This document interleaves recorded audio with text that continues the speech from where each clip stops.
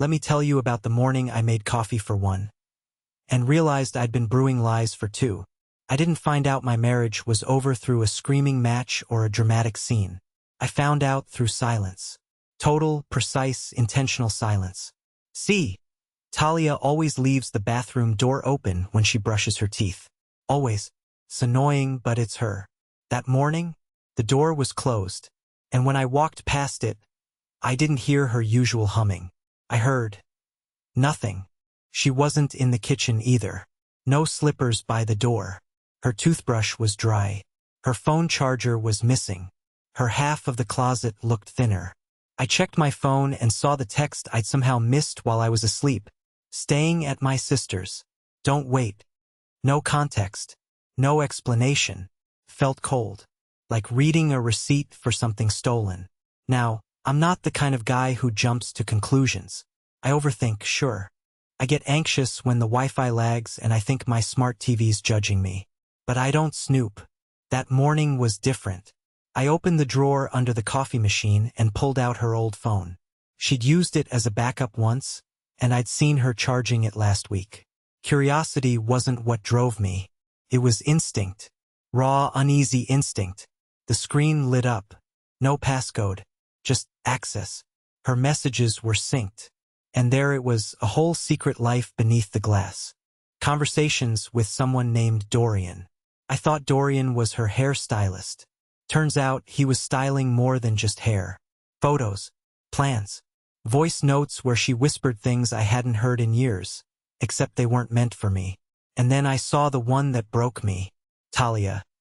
He's boring but stable. A stepping stone. That's all he ever was. I don't remember sitting down, but I know I ended up on the kitchen floor with cold tiles against my back and tears I didn't feel falling. I didn't scream.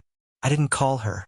I just wrote a note on printer paper, folded it neatly, placed it on the bed. I hope he was worth it. Then I left. No dramatic exit. No suitcase flung into the car. I just left. I vanished, like I'd never existed in that house at all. But this isn't a story about running away. This is about what happens when the person you trusted most forgets you're still watching. And what I discovered after I disappeared. I didn't go far. Just 3 hours north, to a town no one remembers unless their car breaks down there.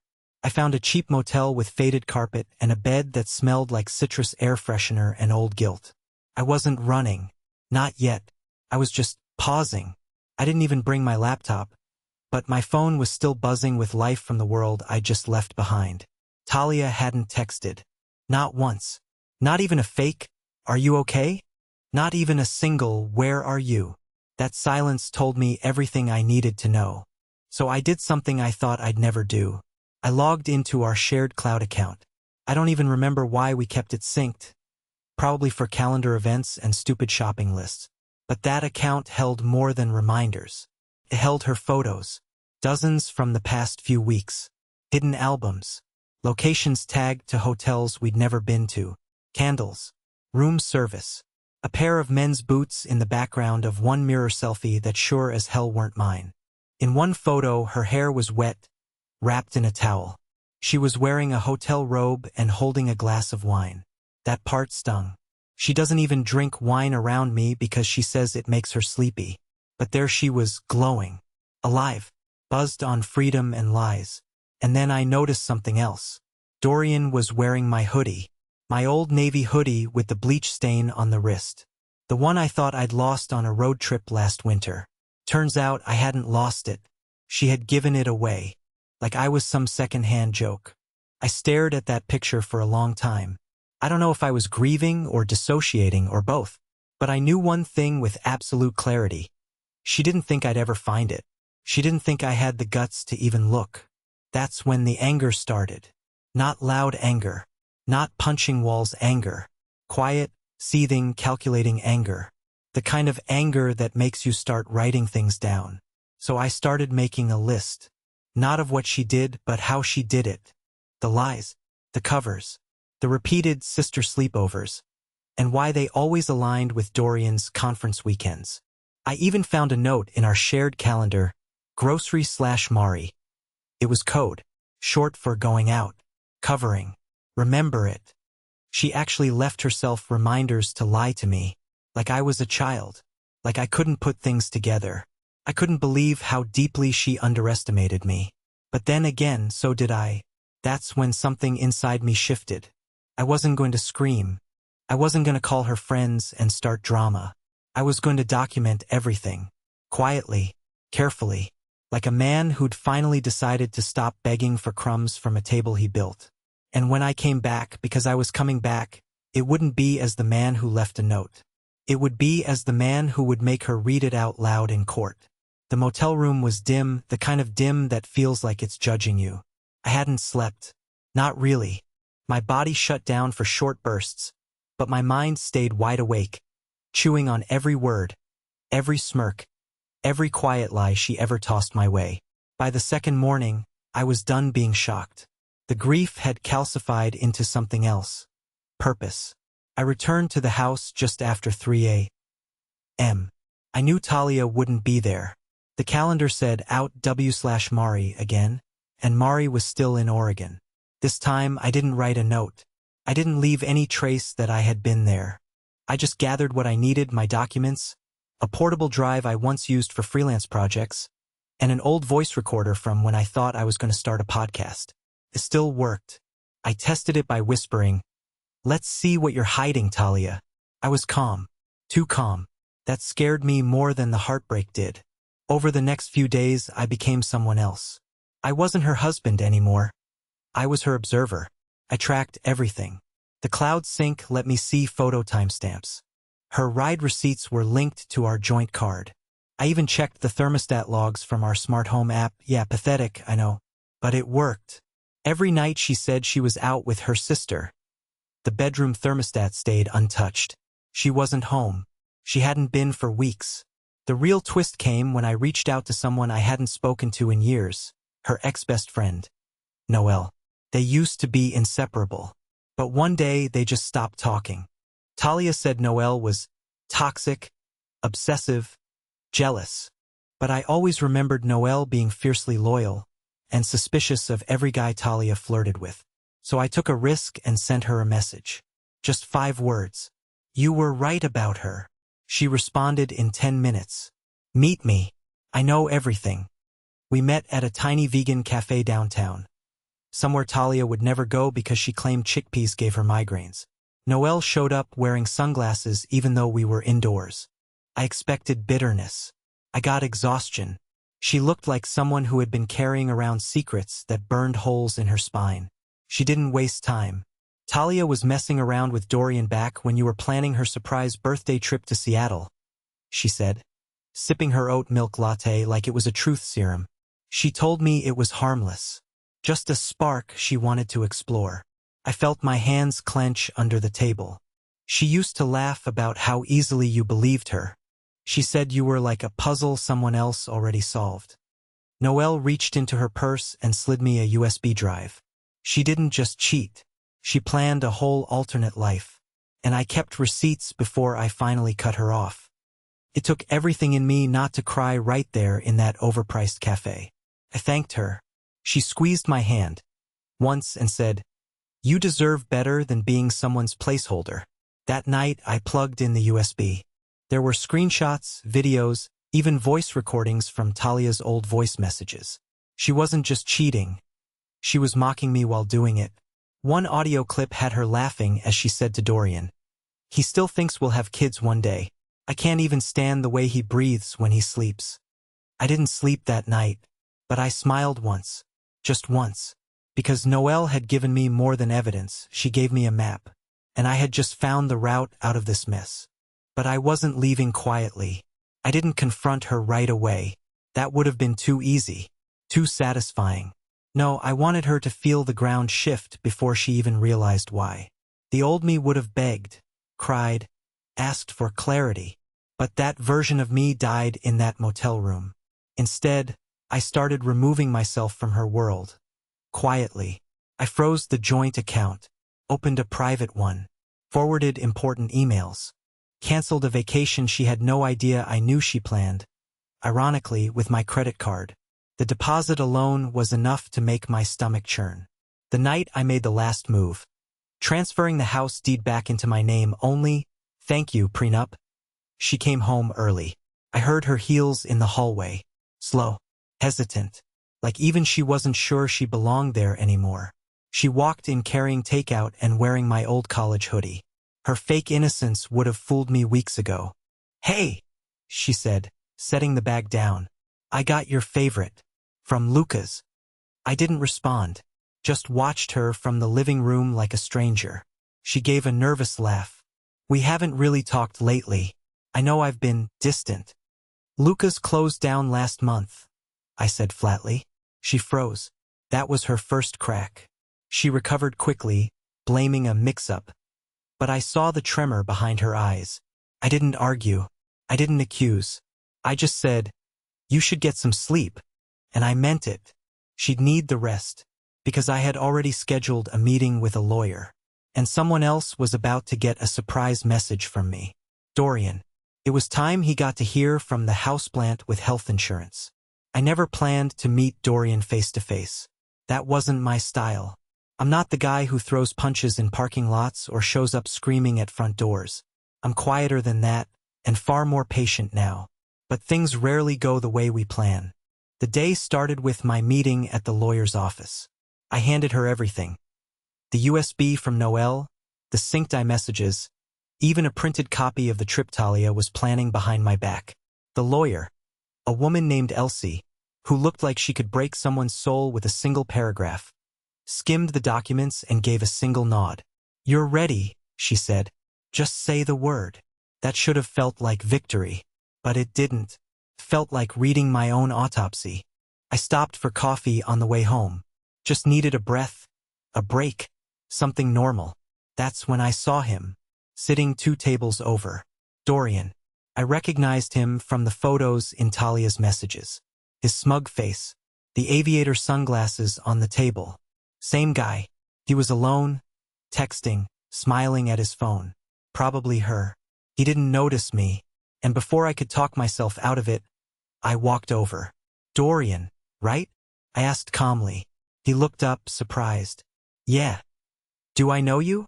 Not really, I said. But you know my wife. His entire face changed. Just shut down like someone had hit a switch. He sat up straighter and put his phone face down. Look, man, I don't. You do, I interrupted. You absolutely do. He glanced around the cafe like he was expecting a camera crew. I didn't know she was married when we met, he blurted. She told me you were separated. Said you were living apart. That line burned, right? The classic script, I said. She's good at it. Has backup stories for every lie. He rubbed his forehead. Look, I'm sorry. I didn't know. And when I did find out, I told her she needed to figure her life out. She kept saying it was ending anyway. That's when I leaned in, voice low, calm, measured. It is ending, I said. But not the way she thinks. He looked confused. Defensive. What does that mean? I smiled. Not out of joy, but because I'd rehearsed this in my head 100 times. It means she's about to find out what it feels like when someone rewrites the story without asking for permission. I didn't yell. I didn't threaten. I just stood up and walked away, leaving him there blinking like the air had just been sucked out of the room. On my way out, I heard his phone buzz. No doubt it was her again. That night, I came home before she did. Sat in the dark kitchen, waiting. She walked in at 10:34 p.m. Not even a fake excuse this time. Just her keys dropping into the bowl and a tired sigh like she was the victim. When she finally looked up and saw me sitting there, she paused. You're back early, she said. I never left, I replied. I was just getting organized. Her eyes narrowed. What does that mean? I slid the manila envelope across the table. Not court papers yet, just evidence. Every lie, every timestamp, every screenshot, a copy of the prenup. Read it, I said. She hesitated, picked it up, flipped through it. The moment her expression cracked, I knew she hadn't seen this coming. Not like this, not from me. You're serious? She whispered. I hope he was worth it, I said softly. She said nothing. For once, absolutely nothing.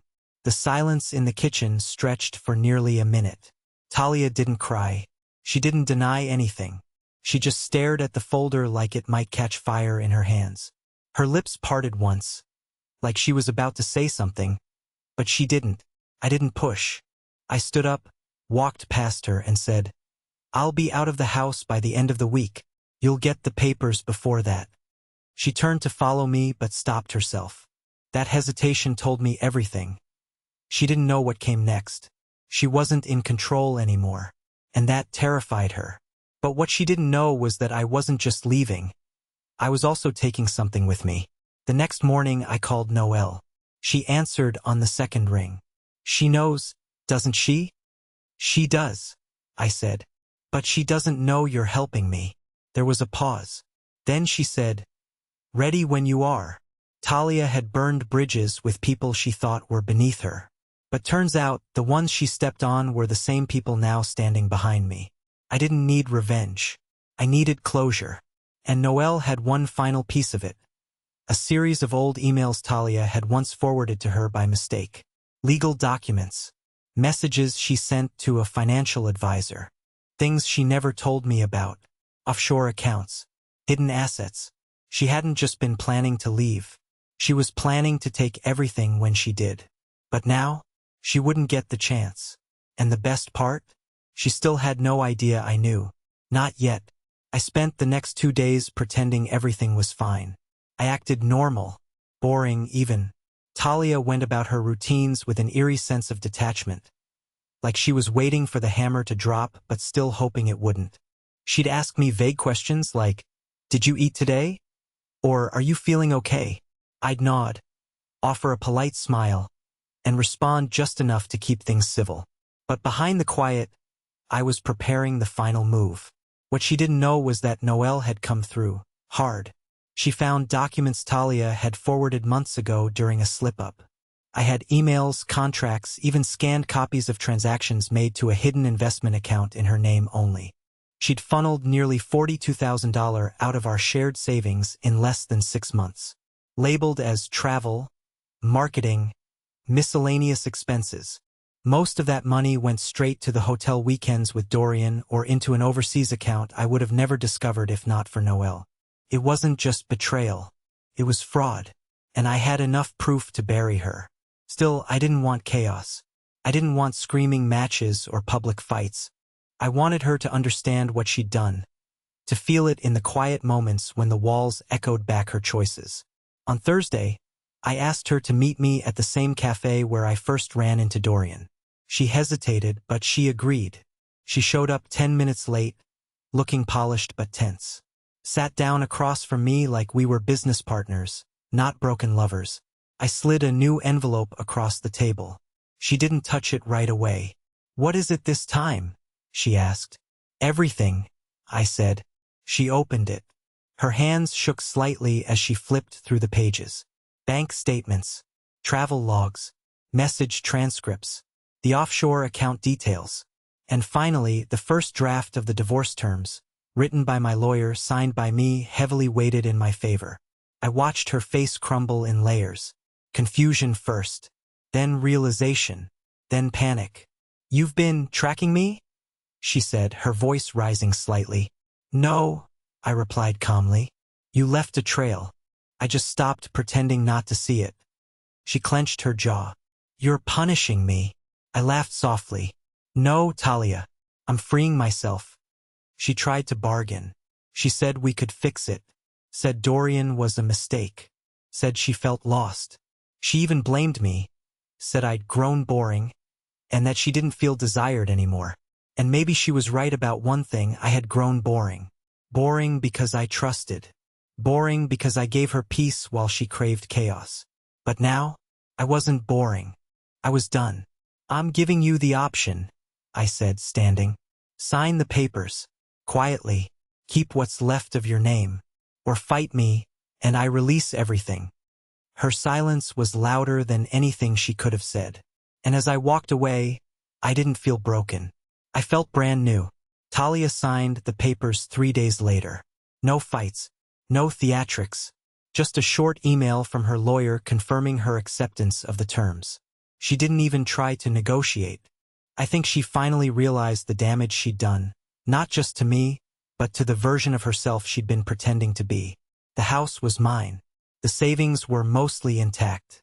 The hidden account? That was frozen. Legally. Quietly. Without ever stepping foot into a courtroom. I walked away with more than she expected. Not just financially, but emotionally. I didn't feel bitter. Not anymore. I felt clean. In the weeks that followed, I started rebuilding slowly. I moved into a smaller place near the lake. Nothing fancy, but peaceful. I found work I actually enjoyed again. I went back to therapy. I even dusted off my old knitting needles and made myself the worst-fitting scarf on planet Earth. But it made me laugh. And after everything, laughter finally felt real again. One day, Noelle sent me a message. Just a photo. It was that same lemon tree from our old backyard, but it had been torn out, roots and all. She finally sold the house, she wrote. Guess the lemon tree couldn't save her. I didn't reply. I just smiled. Because that crooked old tree was never mine to worry about.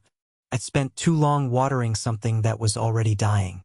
And now, I was free to grow something new.